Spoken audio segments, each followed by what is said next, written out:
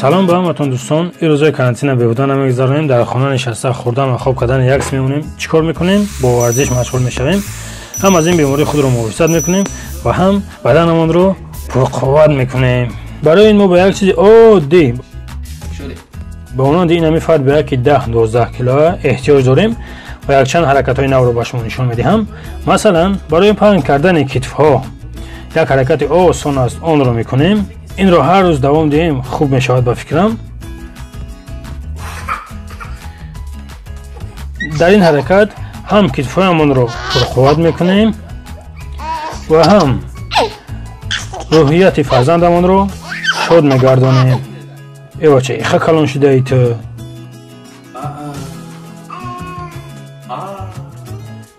فرزندمان رو این خیل برداشته، دست ها، کتف ها و پایهایمان رو راست کرده، این خیل شیشته خسته پرسیدن هم میکنیم.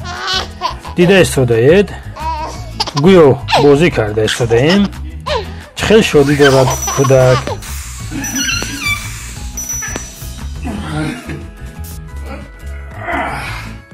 در حقیقت این مثل دیده اتون آسان نیست.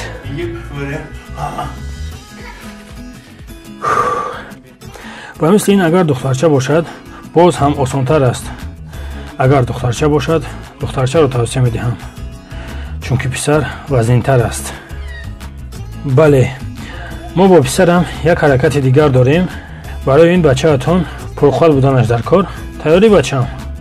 دستا به قفا، احتیاط کنین سکته دل شدنش ممکن. 1 2 3 4 5 6 7 8 انا میخیل. ها دستا با پیش نکردیم. با این پسرم مشکل شدنش ممکن، چون که بسیار بد حرکت کرده ایستاده است. دستا چسبیده.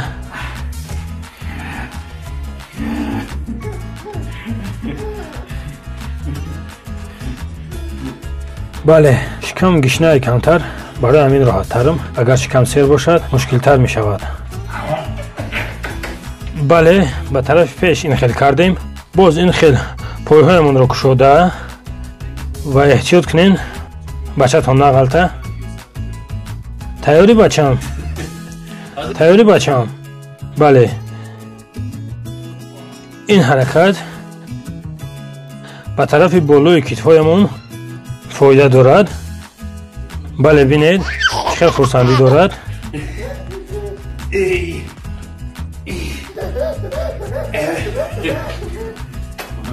بله دیدین ها خیلی پر حرکت های بچه هم. نگفته نمونه در کانال میرزا یوتیوب پادپیسه سکنین که خیلی ویدیوها بسیارتر شود.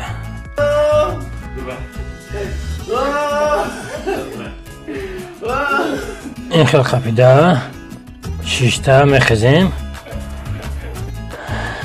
هم خورسندی میکنیم و هم ورزش میکنیم.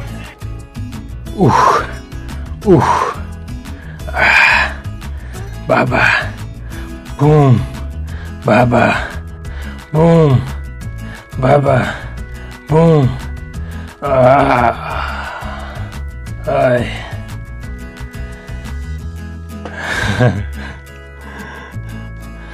برک پیش اما که کلاس داره.